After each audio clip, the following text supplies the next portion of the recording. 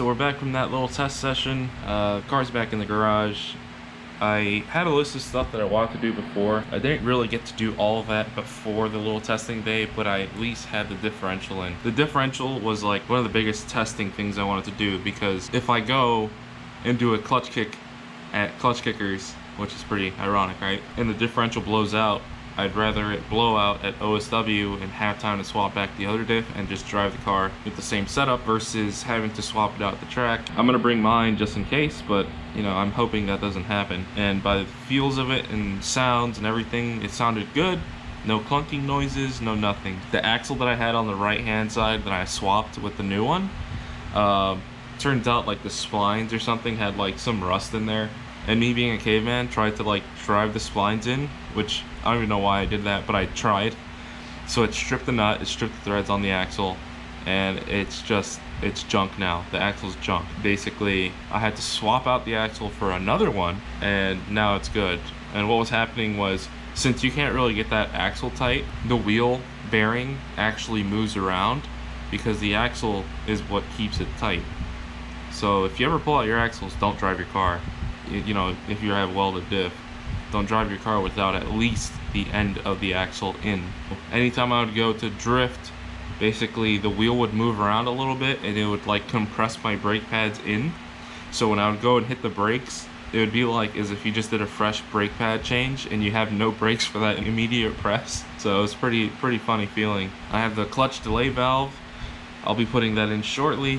And for right now, I'm working on the engine. So the cam seal on the intake side is leaking profusely. It basically gets all over the side of the engine, all the way down, onto the oil pan, all over everything. It got bad to the point where if I let the car idle, it would build up a puddle of oil underneath the car. So that's not really what I would like to have, especially if the seal could blow out and just start dumping oil. I cleaned up the best I could. And next what I'm going to do is, I might have to remove my alternator. Probably be the easiest thing to do. That way I can get to the tensioner. Remove the tensioner, that'll give me enough slack to remove the belt, remove the pulleys, remove the cover, and replace the seal.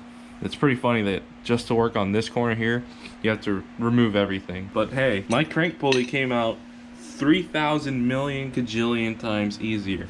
If you don't know about my crank pulley, I guess I'll have to make a video compiling the 3-4 days worth of struggle that I went through to get this OEM crank pulley off of the snout here. It was really bad. Like, people still to this day, and it's been like a few months already, people still to this day tag me when they're removing their crank pulley. Every single time. It's like anytime they're about to remove their crank pulley, they're like, ah, Randy, let me tag him. It's like, that was horrible.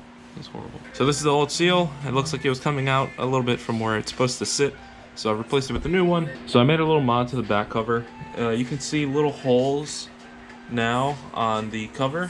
So what that's gonna do is, instead of having to pull all of this off to try and push the seal back in, like if I'm on trackside, I can just pull off the front cover, which is just the timing cover, and as I rotate the cams, I can get to those holes and push in the seal if it is coming out and spewing oil everywhere. I keep the cover, and I also am able to now push the seal if I need to, so it's a win-win situation. So now we're putting everything back together. I'm doing everything by hand. You don't want to do stuff with the impact gun because you might not get lucky and you could strip a bolt out into the aluminum head or crack something. So take your time, put it back together, make sure you do it right. So we put the timing system back together. Here's how we're going to do it. We have the notch here on the cam pulley lined up with the back cover marking, timing cover marking. A little hard to see. Okay, you see the little white there? Those are little notches. I have them painted white. And then down here, there's a little dimple on the oil cover and a dimple on the tooth. So I've already done one whole rotation. I'm gonna do 2 more and just confirm that the timing marks line back up to where they are. Reconfirming that the timing is set, that we're not 1 tooth off anywhere, and that it's ready to go. So as always, I'm really bad at recording stuff. So here's where we're at. The whole front end is back together. I got the pipe back from Charles. We have a bleeder on top now. We've blocked off the other port. We have a bleeder on top of the radiator, which I'm just waiting for the actual bleed valve and we pretty much just trimmed to fit this water pipe. So now the next thing to do is feed the coolant system with water. We're gonna pressure test it and make sure there's no leaks. I just saw a leak. There's a leak out of here, so we need to tighten this more. Another thing I did is I added a bigger power steering cooler, and I added a nozzle, which is basically going to spray onto the surface of the power steering cooler to try and keep it cool. So this is considerably larger than what I used to have. That's the old one, this is the new one. Basically after 2 laps, my power steering would start to heat up and it would just give me like sporadic feedback. A bigger one should take care of that, along with the sprayer should help it cool down, considering I don't have it in an area where the airflow is going through and all that stuff. The OEM Nissan power steering cooler is actually an aluminum pipe that routes from one side of the steering rack all the way to the other and comes back, and that's pretty much it. Considering this isn't in any significant airflow or anything like that, it'll probably get some, you know, some airflow from moving forward, but nothing really crazy where it's like in a radiator spot or in the side here where it can get hit and damaged and I can lose power steering fluid and go all over the track. I have it here up in the fender well, and the water sprayer should take care of the cooling effect for it. Then the last thing I would need to do is just put the timing cover on and secure my coil packs to one of these holes on the side here, and that's it. Okay, so quite a bit has happened since I last recorded. I've been really bad at this, so I'm not even gonna try and say it anymore where, oh, I'm gonna try and record. Yeah, I keep forgetting. So here's what we got so far. This is Charles' water meth kit. Basically, this is used to make more horsepower with the engine and blah, blah, blah. But we're gonna be using it for the water sprayers on the engine radiator. The pump is back here, the reservoir is back here. I'm still making some mounting for it so that way it doesn't flop around. It's just self-tapered so far to the chassis. Power ground, there's a relay, and it's triggered by ECU the same way that my old water sprayer setup used to work. Instead of running the water sprayers up front, basically how I had it from the passenger side over to the radiator, I had made a little revision where it was routed over the radiator onto the oil cooler and then all the way over here to my new power steering cooler. Instead of doing all that, because if I have to take off the front end, I have to deal with the hoses, we basically opted to mount the nozzles up on the hood. This nozzle is basically just forward of everything, so it's gonna spray and mist onto the radiator, onto the intercooler, onto basically everything up front. That goes through the hood, through this hole, down this channel, and it comes out through the side of the hood there and down the fender into a T, which then runs forward, feeds here, and sprays onto the power steering cooler. So there's a little valve there that lets you determine how much you're gonna flow, because if my power steering never has issues, I can start to dial it back. That way the main nozzles will have priority with water flow, and I don't waste water too much with the power steering. And I know the question is, why do I have it here? Why don't I have it in front of the radiator or somewhere off to the side?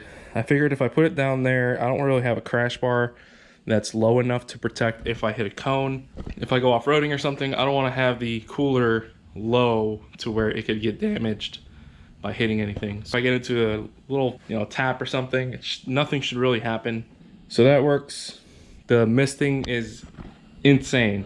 Like, I thought what I had before was good, but this is just like, imagine walking through a rainforest and just misting everywhere.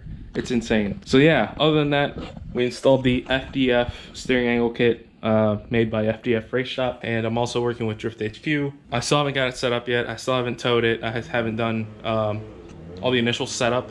So they have like these little plates that basically determine what Ackerman you run. You can run 0 Ackerman, positive or negative Ackerman. For the traditional feel and not to have the driving style of like crab walking, as they call it with WiseFab, I've decided to go with a positive Ackerman, which basically puts the steering points further in than the pivot point for the knuckle itself. When you turn the wheel, one wheel will turn more than the other, and the other wheel will scrub.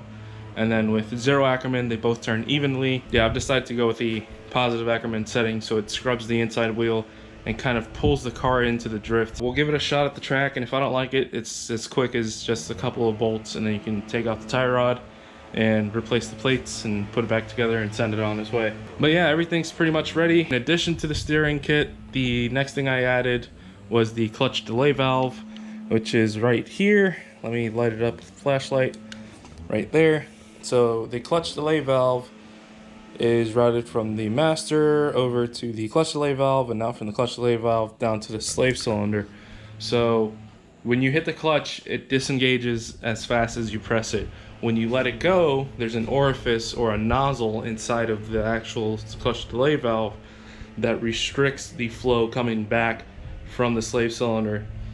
So in other words, what that does is it lets you shift really fast, but when you let go of the clutch, it doesn't let it grab as fast. So it doesn't create a shock, it doesn't create any sort of like damage to your transmission. Trade-off, I guess, would be that you burn your clutch a little bit. You have different valves that you can switch out.